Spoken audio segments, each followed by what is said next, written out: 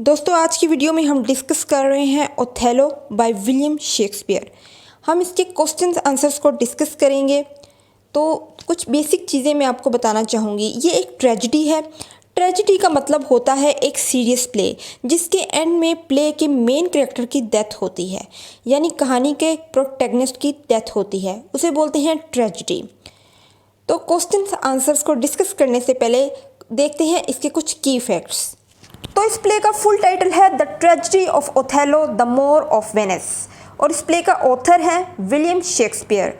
Type of work है play, जो कि एक ट्रेजेडी है और इस प्ले की लैंग्वेज है इंग्लिश और इसे लिखा गया 1603 इंग्लैंड में और इस प्ले को पब्लिश करवाया गया 1622 में और इस प्ले का पब्लिशर है थॉमस वोकले और इस प्ले की सेटिंग रखी गई वेनिस और साइप्रस में। लिटरेरी पीरियड उस समय चल रहा था द रेनेसेंस और प्रोटैगनिस्ट है ओथेलो और एंटागोनिस्ट है मतलब कि विलन इस प्ले का इयागो। तो बात करते हैं अब इसके क्वेश्चन आंसर्स पे। तो चलिए शुरू करते हैं। Question number 1 is who was Othello. तो इसका आंसर है Othello was a Moorish general in the Venetian army and an elegant storyteller. Othello एक मोरिश जनरल था वेनिशियन आर्मी में और उसके साथ साथ वो एक एलिगेंट स्टोरी टेलर था। एलिगेंट मीन्स वाज़िया तौर पे और अपने स्ट्रॉन्ग इमोशंस के साथ वो अपनी कहानियाँ लोगों को सुनाता था कि लोग उससे बहुत मुतासिर हो जाया करते थे। He was a soldier. He had fought many hard battles and won many victories. वो एक सोल्जर था, उसने बहुत सी सख्त जंगें लड़ी और जीती भी। Therefore, he was greatly honored in the Venetian army. He was well known for his courage and bravery. इसीलिए उसे वेनिशियन आर्मी में बहुत ज़्यादा इज्जत दी जाती थी और वो अपनी बहादुरी और काबिलियत की वजह से बहुत नाम था उसका। But often treated as an outsider, लेकिन समटाइम्स उसे एक आउटसाइडर की तरह ट्रीट किया जाता था क्योंकि वो एक मोर था। क्वेश्चन है हमारे पास what is Othello about. Othello play किस बारे में है। इसमें ये पूछ रहे हैं इस प्ले का प्लॉट क्या है, इसका थीम क्या है। तो इसका आंसर होगा दोस्तों Othello is a tragedy of sexual jealousy. Othello एक ट्रेजेडी है जो कि जेलसी थीम पे बेस करती है। The story of an African general in the Venetian army. Venetian army में एक अफ्रीकन जनरल की ये कहानी है। Othello makes a tragic error of judgement. Othello एक जजमेंटल एरर करता है, एक ऐसी गलती कर देता है अपनी जजमेंट में जो कि उससे ट्रेजिक एंड की तरफ ले जाती है। Because his officer Iago tricks him into believing that his wife Desdemona having an affair with his lieutenant Michael Casio.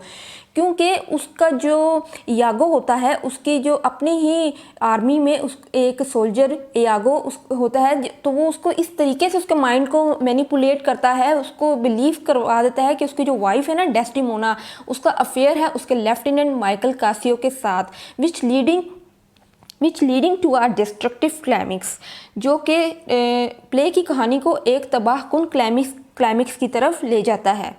तो ये सारी जो स्टोरी है ना दोस्तों प्ले की, ये बेस करती है जेलसी थीम पे।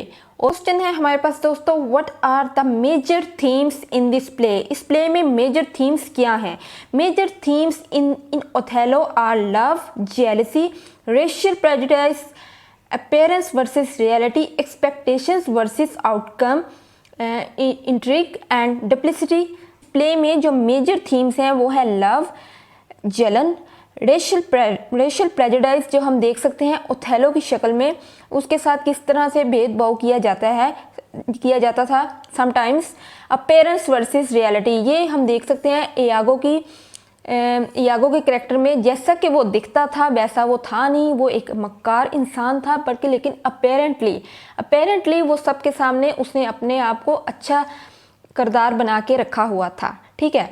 एक्सपेक्टेशंस वर्सेस आउटकम कि ओथेलो क्या एक्सपेक्ट करता है इयागो से, गुडनेस, एक गुड फ्रेंड, गुड फॉलोअर, लेकिन जो आउटकम उसका आता है वो गलत आता है। वो उसको एक एनिमी से, दुश्मन से बढ़कर भी धोखा देता है। ठीक है। इतना बड़ा धोखा कि उसकी लाइफ सारी तबाह हो जाती है और एंड पे उसकी मौत हो जाती है। Intrigue and duplicity. इंट्रीग का मतलब होता है दोस्तों make secret plans against someone, जो कि इयागो करता है ओथेलो के खिलाफ जो प्लॉटिंग करता है। डुप्लिसिटी इसका मतलब होता है टू फेस्ड मैन, यानी कि जिस तरह ये अगेन यागो के ऊपर ये थीम आके खड़ा हो जाता है, डुप्लिसिटी। वो एक टू फेस्ड मैन था जो कि बज़ाहिर अपेरेंटली वो सबके सामने कुछ और था और सबके पीठ पीछे वो सबके सामने प्लॉटिंग करता था। ठीक है, jealousy is a Paramount theme that runs through out Othello. Jealousy जो है वो ग्रेट इम्पोर्टेंस है इस प्ले में, इस थीम की, जेलसी की। वैसे तो इसके बहुत से थीम हैं जो कि मैंने अभी डिस्कस किए हैं, लेकिन जो जेलसी है ना, ये इसका मेन थीम है प्ले का, जिसकी बहुत इंपॉर्टेंस है इस प्ले में। Iago plays the leading role in triggering jealousy in other characters. Iago जो है वो मेन रोल प्ले करता है जेलसी को सब कैरेक्टर्स में ट्रांसफ़र करने के लिए। ठीक है, almost all characters are affected by this theme. तकरीबन सभी जो कैरेक्टर्स हैं प्ले के वो इस थीम से असरअंदाज होते हैं जो कि एयागो ही उन्हें करता है। Literally destroys Othello by making him jealous of his wife. Iago जो है वो मुकम्मल तौर पे ओथेलो को तबाह कर देता है, उसको जेलस करके उसकी वाइफ से, उसकी वाइफ डेस्टिमोना के ख़िलाफ़ झूठी प्लॉटिंग करके कि इसका अफेयर चल रहा है लेफ्टिनेंट कासियो के साथ।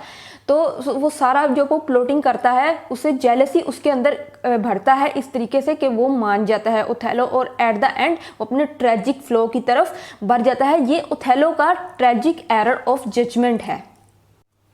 Discuss the term more in Othello. इसका आंसर है the full title of the play is the tragedy of Othello the Moor of Venice. दोस्तों प्ले का जो फुल टाइटल है ना वो ये है, the tragedy of Othello the Moor of Venus. तो जो प्ले का जो सब टाइटल है ना वो ये वाला है, the Moor of Venus. So the play Othello came by its subtitle the Moor of Venus. Moor इसमें कौन है? ओथेलो। ओथेलो की यहाँ बात हो रही है। The term more in Shakespeare's Othello means someone who is not white. जो टर्म है जो इस प्ले में यूज़ की गई है, इसका मतलब है कि जो कोई white, someone who is not white, जो वाइट ना हो और मतलब एक अलग ही रेस से हो, उसको मोर कहा गया है। और यूज हिस्टोरिकली या पहले वक्तों में इसे इस्तेमाल किया जाता था to refer to people who are Muslim, African, Arab. तो कम्युनिटी से आउटर्स के लिए ये वर्ड मोर यूज़ किया जाता है। आई होप दोस्तों कि ये पॉइंट क्लियर है। So this term meant to separate Othello on the basis of his race and culture।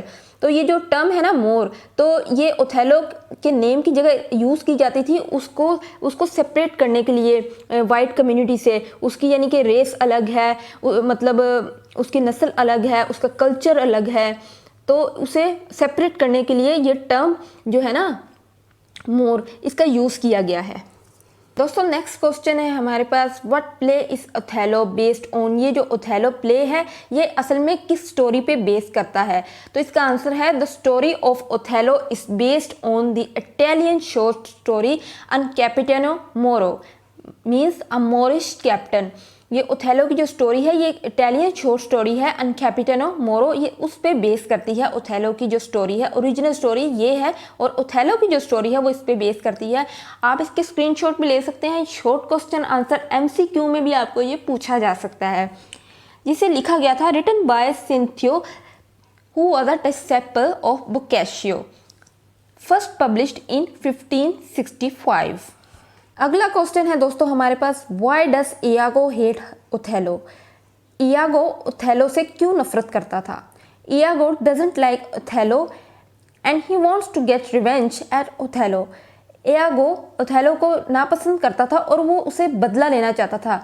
The reason is because Othello promotes Cassio to lieutenant who has no military experience instead of Iago who has military experience. इसके पीछे वजह ये थी कि Othello जो promote कर देता है कासियो को लेफ्टिनेंट के ओहदे पे, तो जिसको कोई मिलिट्री एक्सपीरियंस नहीं है ऐसा इयागो सोचता है। इयागो चाहता था कि वो उसको लेफ्टिनेंट के ओहदे पे सिलेक्ट करे, लेकिन वो ऐसा नहीं करता, वो कासियो को लेफ्टिनेंट बना देता है, जिससे वो सारी जलन इयागो के अंदर उठती है और वो प्लॉटिंग करता है ओथेलो के अगेंस्ट। और ऐसी वैसी प्लॉटिंग नहीं, ऐसी प्लॉटिंग करता है कि जिससे प्ले के बाकी कैरेक्टर्स भी तबाह हो जाते हैं। Iago take advantage of his reputation, honesty, Iago to manipulate other characters in the play to revenge from Othello. तो एयागो जो है फ़ायदा उठाता है अपनी जो बज़ाहिर जो उसकी अपेरेंटली जो इसने इमेज सबके सामने बनाए रखी है ईमानदार एयागो के नाम से।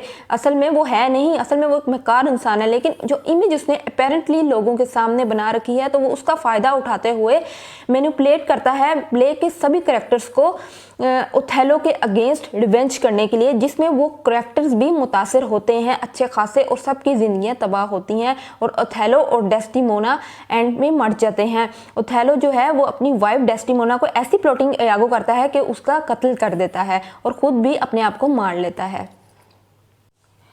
क्वेश्चन नंबर 7 है दोस्तों हमारे पास, what is Othello's opinion about unexposed Iago. Othello क्या राय रखता है अनएक्सपोज्ड इयागो के बारे में। अनएक्सपोज्ड इयागो यहाँ ये टर्म इसलिए यूज की गई है कि अभी वो सबके सामने ऑनेस्ट है, यानी कि ऑनेस्टी इयागो है अभी वो सबके सामने, क्योंकि वो अभी एक्सपोज नहीं हुआ, अनएक्सपोज्ड है। तो ओथेलो की क्या राय है इयागो के बारे में, वो इयागो को कैसा समझता था। इसका आंसर है Iago is a soldier in the Venetian army who is well respected and trusted bye all for his honesty. Iago एक सोल्जर है वेनिशियन आर्मी में जिसकी सभी इज्जत करते हैं और इस पर एतबार किया जाता है इसकी ईमानदारी के तहत, जो कि अपेरेंटली इसने सब पे बनाई हुई है, लेकिन इन रियल वो वैसा है नहीं, वो बहुत ही एक मक्कार करैक्टर दिखाया गया है इस प्ले का।